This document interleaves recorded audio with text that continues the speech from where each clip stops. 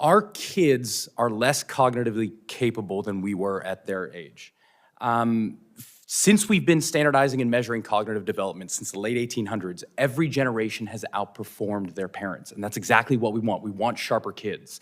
And the reason for this largely has been school. Each generation spends more time in school. We use school to develop our cognition. Congratulations, you see your correlation. Until Gen Z. Gen Z is the first generation in modern history to underperform us on basically every cognitive measure we have, from basic attention, to memory, to literacy, to numeracy, to executive functioning, to even general IQ, even though they go to more school than we did. So why? What happened? What happened around 2010 that decoupled schooling from cognitive development? It can't be school. Schools basically look the same. It can't be biology. This hasn't had enough time to change.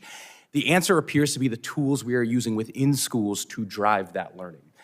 Across 80 countries, as Jean was just saying, if you look at the data, once countries adopt digital technology widely in schools, performance goes down significantly, to the point where kids who use computers about 5 hours per day in school for learning purposes will score over 2/3 of a standard deviation less than kids who rarely or never touch tech at school. And that's across 80 countries. Bring it home to the US. Let's go to the US. We have our NAEP. That's our big data.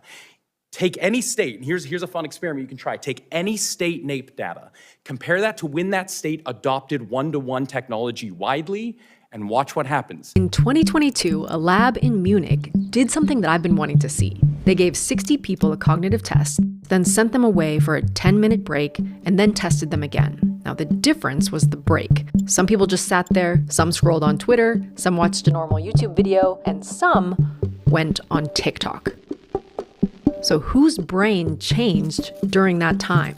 This is one of the few experiments that I've been able to dig up that has actually tested the idea of brain rot. But the science is starting to catch up to the fact that short-form video feeds are everywhere, and almost all of the commentary says that they're making us dumber. I cannot physically bring myself to study. I'm addicted too. We're all addicted to this. Oh no. It's horrible for you. Oh, and we're giving kids just the attention span of a walnut. This is awkward because we make shorts, and it has introduced us to a bunch of new viewers. If brain rot is real, then we might be part of the problem. It's a familiar sight in households around the world. Children being entertained and placated by technology. But this is also familiar. Monumental meltdowns when the devices are taken away. They're reactions that are in fact symptoms of one of the major medical challenges of our time. What's being called internet addiction disorder.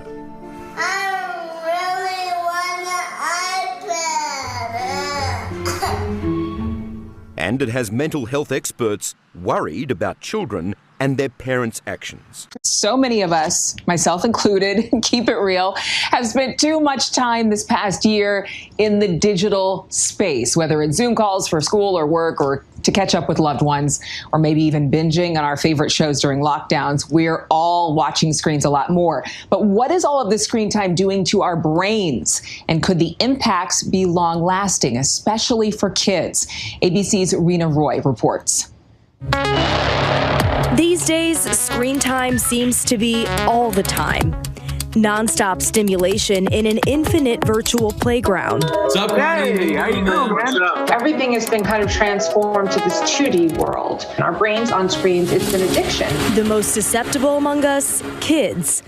11-year-old Ayan Mukherjee got his first computer when he began remote learning last spring. Let's just start from the beginning. Let's go back to April 2020 when virtual learning began. You got your very first laptop.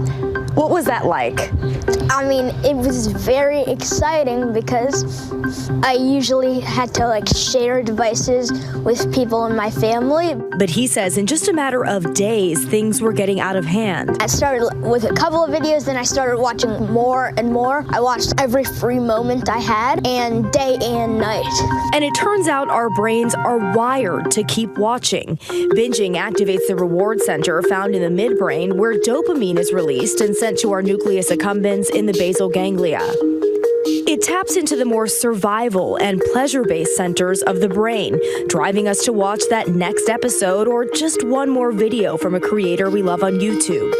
The prefrontal cortex of the brain, more recently evolved in humans, is more rational and works to weigh the consequences of certain decisions like binging. It might step in to tell the brain that you need sleep, so you should probably turn that video off.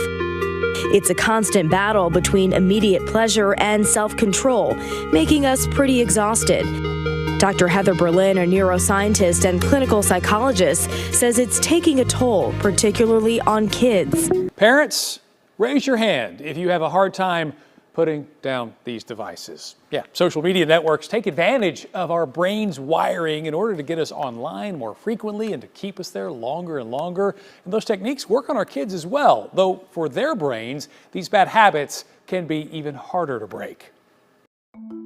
I think it's something that can feel really scary, overwhelming. What do I do? What do I not do? And feel guilty of like, am I ruining my child by letting them use screens? Dr. Julie Fratantoni at UT Dallas's Center for Brain Health nails it. That worry from parents about the dangers of screen time, especially social media. In fact, a study by Common Sense Media found overall screen time for teens went up almost 30% from 2015 to 2021. And when it comes to social media, in a Pew Research survey, 36% of teens said they spend too much time on social apps. 54% said it would be hard to give them up. Is there a new notification? Did I get a new like? Do I have a new friend request? How many views did my video get? That's this repetitive behavior where we're kind of waiting to get that dopamine hit. Experts caution that teen brains are still developing, and the never-ending scroll of information, the social rewards of likes and views, that constant stream of dopamine can come at a cost. Decreased attention span, lack of focus, inability to sleep, difficulty with in-person interactions, and it can take the place of being bored, which Dr. Fratantoni says is essential for kids' brains. They need that time to rest, recharge, learn creativity and problem solving. Fortunately, kids' brains are pretty resilient. So one of the beautiful things about a pediatric brain or children is that there is incredible neuroplasticity. If you have wired a bad habit, that you can rewire a new one. So parents, if you notice your kids spending too much time scrolling Instagram or talking TikTok or yapping on Snapchat, you're not alone. There's hope. With my teaching experience, technology has posed quite a challenge. And with AI becoming so accessible to children nowadays, especially teaching in an English or Core 4 classroom, it's been especially challenging kind of to have the kids comprehend and critical think for themselves on certain things. Yeah. So on my way out, I wanted to kind of raise awareness and just let people know how AI and technology is affecting their children these days. Right. I know, coming from a mother who taught for 33 years, my sister's a teacher in South Carolina, the challenges that y'all deal with, this is even before AI was a thing. I'm sure it's even more challenging now. And clearly, your opinion is, yes, it is. You're a high school teacher. I'm sure your students loved you. We hate to see someone leave education because of problems within the classroom.